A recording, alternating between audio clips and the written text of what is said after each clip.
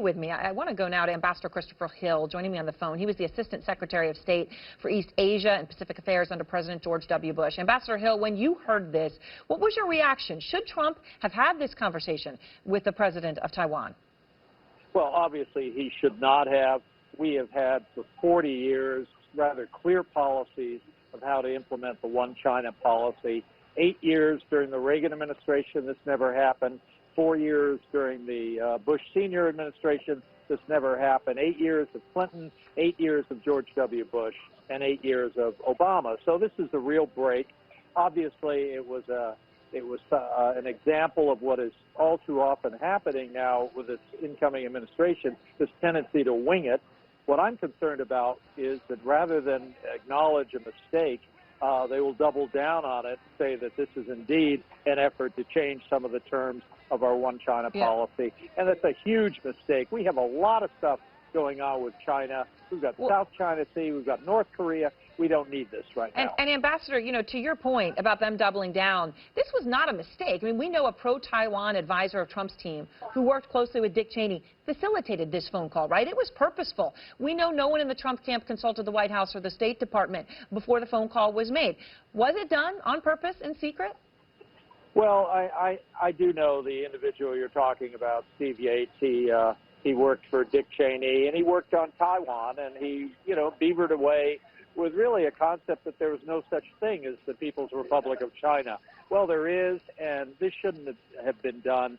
And whether it was Steve Yates trying to organize this, there should have been someone in the transition, perhaps the National Security Advisor, say, wait a minute, let's think this through. And clearly, there's just too much of this kind of winging it and this kind of deinstitutionalization that's going on. That is, why ask the State Department? Why ask the National Security Council staff? Why not just go ahead because it feels right? And this is not going to be the last of these kinds of things. So things need to get cleaned up in a hurry in Washington. Ambassador Hill, thank you very much for your time.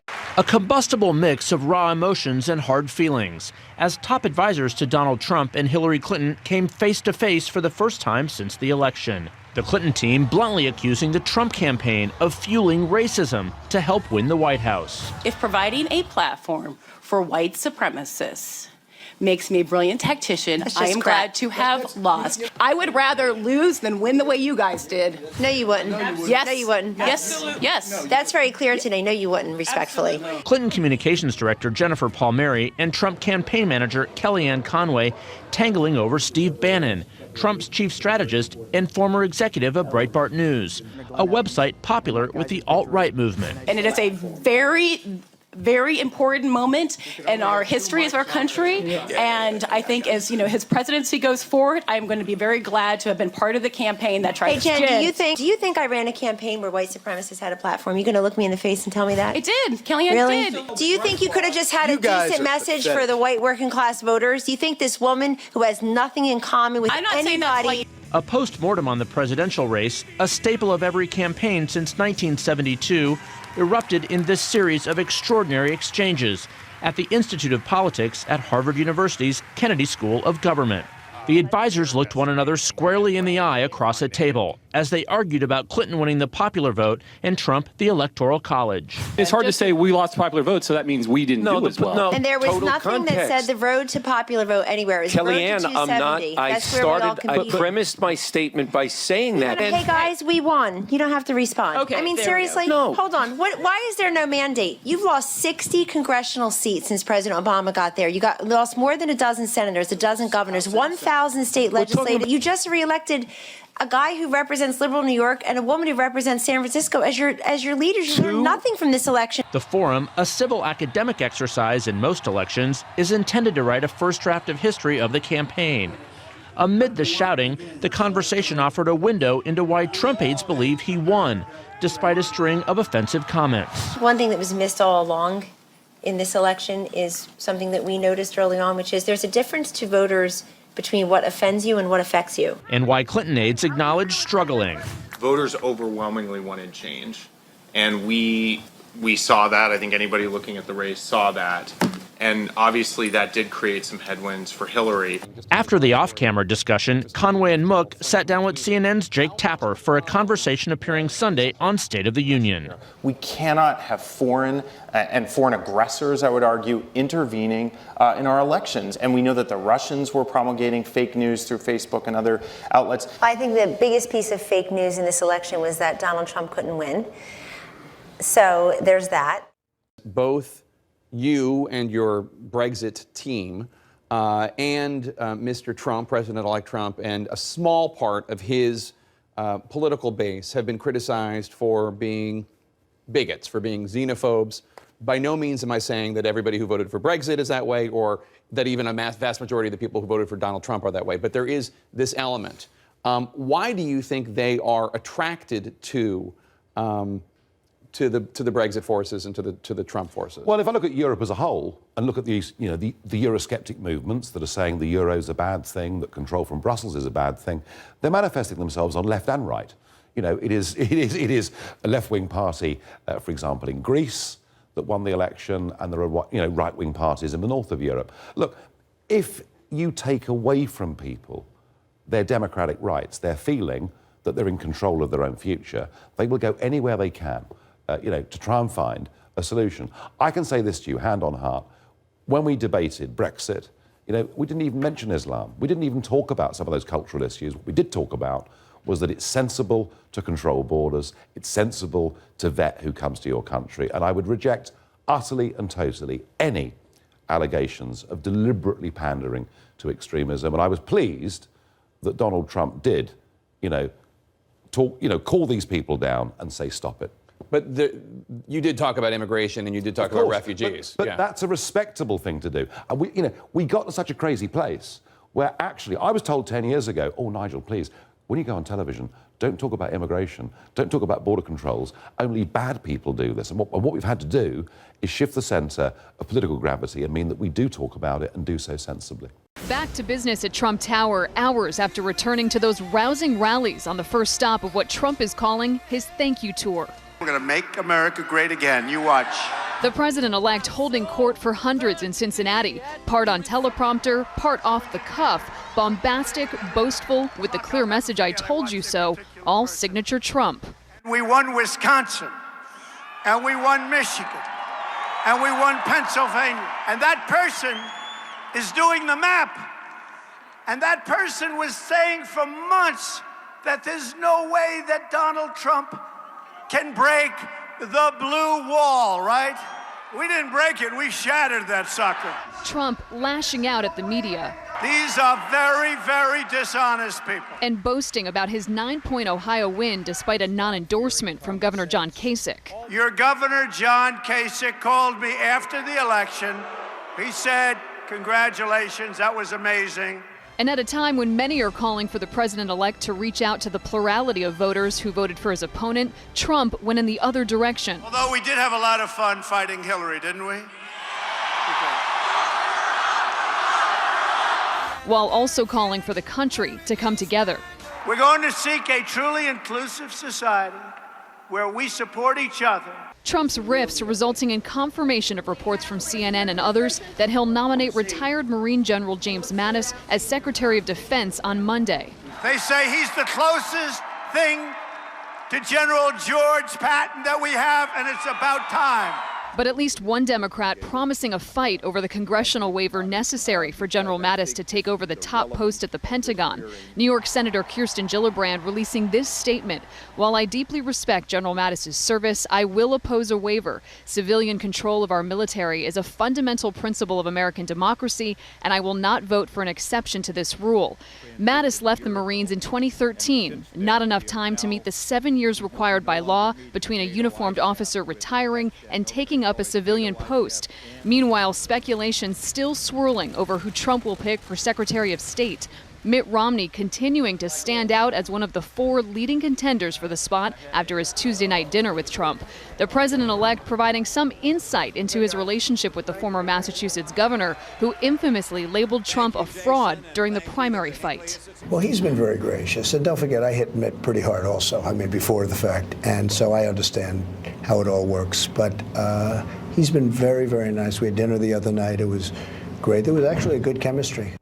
Joining us now with reaction, Delaware Democratic Senator Chris Coons. Let's start with those comments from Congressman Gutierrez. First of all, do you think that's appropriate? Do you think many Democrats will boycott Trump's inauguration, and will you? Well, Chris, I'm planning to go to the inauguration. I think regardless of how you feel about the election or who won, we owe it to our nation and to the world to show that we're going to participate in the orderly, peaceful, regular transition of power that has happened every 4 years throughout the entire history of our republic. I think this is an important moment for us to show our country and the world that democracy works, that we embrace the outcome of the election and the chance to work together across the aisle. I choose to follow what I think has been the example of both President-elect Trump in his victory speech on the night of the election, and then President Obama and Secretary Clinton in saying we all look for President-elect Trump to be successful. Well, I applaud you for your consistency, but not all of your fellow Democrats are being so consistent. And, you know, when I remember I was the moderator of the third debate, and I asked Mr. Trump whether he would recognize the results of the election. He said, I'm going to keep you in suspense. Hillary Clinton said that was horrifying. People, Democrats, liberals, said they were horrified about citing the principle of the peaceful transfer of power. Now, though, that it's Trump who's the president, not all of them are sticking to that principle.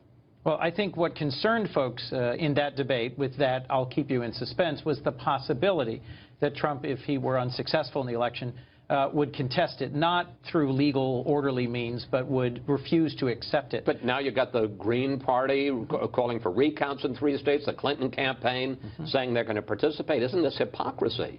Well, I think what's different there, what's distinguishable, is that Jill Stein, who's the presidential candidate of the Green Party, let's be clear, is following a legal process to file contests against those 3 states' elections and asking for a recount. That's quite different from saying you refuse to accept the outcome. Speaking for myself, I accept the outcome of the election. I think it's clear that Secretary Clinton won the popular vote and that Donald Trump won the Electoral College, and he's going to be our next president. And I think we need to move forward past this election. What do you think of moving forward? What do you think of the Trump agenda as he's laid it out so far, especially at that Carrier event yesterday in Indiana, on this issue of really being tough on companies leaving the United States? Well, there's been some criticism of that. I think the editorial board of the Wall Street Journal said from a sort of a conservative economic policy perspective that they don't want the president jawboning specific companies. But I'll tell you, if I had family that were working at that Carrier plant, I'd be pleased that their jobs were, for now, saved. What I'd like to see is us coming up with a concrete bipartisan agenda for strengthening manufacturing in the United States. And if we focus on improving infrastructure and improving the skills of our workforce and making our country a more attractive place for investment, I think there's a chance we can grow manufacturing employment. One more issue. What do you think of the choice of retired General James Mattis for Secretary of Defense?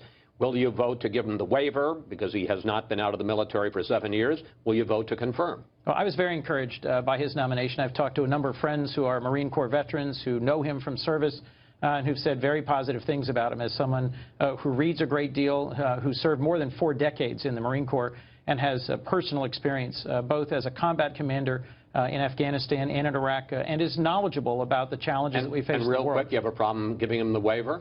I understand some of my colleagues are raising a question about civilian control of the military. It's been more than 50 years since we've given such a waiver. I'll consider it. But I think it's important that President-elect Trump surround himself with a national security team with the kind of experience and character and success in the battlefield that General Mattis has demonstrated. Senator Coons, thank you. Always good to talk with you, sir. Great to be with you. Good evening. Welcome to Washington. I'm Brett Baer. A cavalcade of candidates filed into Trump Tower again today with a few surprises there. The president-elect is slowly filling in the blanks on the list of his key advisors. We also may be getting a better indication of how Donald Trump plans to present himself as president. And we are seeing and hearing just how bitter the defeat remains for some in Hillary Clinton's campaign. Correspondent Peter Ducey is live outside Trump Tower again tonight. Good evening, Peter. Good evening, Brett. And a big surprise late this afternoon, early this evening, came when Governor Chris Christie popped out of Trump Tower's elevator unannounced. Christie's visit here comes as his name is floated as a possible next RNC chairman. But the big work of the day here in Midtown at Trump Tower was filling key cabinet slots. Another name from the Secretary of State short list was on the Trump Tower guest list today. Former U.S. Ambassador to the UN and Fox News contributor John Bolton. His first meeting with the president-elect about the possibility of becoming America's top diplomat. Today we also heard for the first time what it is that Mr. Trump now likes about another contender for the job in Foggy Bottom, Mitt Romney. Well, he's been very gracious. And don't forget, I hit Mitt pretty hard also, I mean, before the fact. And so I understand how it all works. But he's been very, very nice. We had dinner the other night. It was great. There was actually a good chemistry. It was a really good chemistry with him. Mr. Trump says an announcement will come soon, and that may have his senior staff on their toes because some of them say the mention of a General James Mattis nomination last night in Ohio. He's the closest thing to General George Patton that we have, and it's about time. Was a complete surprise. We did not have a clue that he would do that at that moment. I didn't anyway, but that's okay. Vice President-elect Mike Pence is telling the Wall Street Journal the Trump administration plans to aggressively pursue big-ticket campaign promises with a focus on health care and immigration, saying that, quote, I think the only thing that will surprise them is that Washington, D.C. is going to get an awful lot done in a short period of time. And part of the transition process is figuring out how. That's why Republican Senator David Perdue from Georgia came to New York today. I committed my position in the Senate to full support about getting this 100-day plan executed. Other guests included former Defense Secretary Robert Gates, Florida Attorney General Pam Bondi, and North Dakota Senator Heidi Heitkamp, who joins Congresswoman Tulsi Gabbard as the only elected Democrats to meet with the incoming president, and who is the only elected official we've seen sharing an elevator car with famous New York street performer, the Naked Cowboy. The transition in New York has been completely civil, but when Trump and Clinton staff met for a conversation in Cambridge, Massachusetts, there was chaos. I would rather lose than win the way you guys did. No, you wouldn't. Yes. A forum held every 4 years at Harvard's Institute of Politics between winning and losing political operatives soured last night when Clinton Communications Director Jennifer Palmieri accused Trump campaign manager Kellyanne Conway of catering to white supremacists because she works in the same office as the polarizing former Breitbart CEO Steve Bannon. And Conway fought back. Do you think I ran a campaign where white supremacists had a platform? You going to look me in the face and tell me that? It did. Kellyanne really? did. Oh, and that's how you lost? Fresh off the big job-saving carrier announcement, the president-elect told us today that he is going to start relying on a forum of CEOs to advise him while he tries to bring jobs back to the United States from companies like Disney, Walmart, and GE. Brett. Peter, every day or so we get a new list of world leaders President-elect Trump has talked to, but today in particular, one particular call is raising some eyebrows here in Washington and probably in another world capital. Right, and that's because the president-elect spoke on the phone, we learned just a few minutes ago, with the president of Taiwan. It's the first time in nearly 4 decades that an American president or president-elect has spoken to a president of Taiwan, because we haven't had diplomatic relations with them in that entire time. The transition office says that the two spoke about the close economic, political, and security ties between the U.S. and Taiwan, but this is possibly going to start causing some problems with China, which disagrees very strongly with Taiwan about their status as a province. We don't know if this means that there's going to be a new China policy already, if this is a hint of what it is, but remember, China was a major target of Mr. Trump on the campaign trail, especially when he talked about global economic problems he thinks are caused by their manipulation of currency. Brett? Yeah, that's one to watch. And just to be clear, the Naked Cowboy is not under consideration for a position. They are tight-lipped about his status as a possible cabinet member. I had to clarify that. Peter, thank you.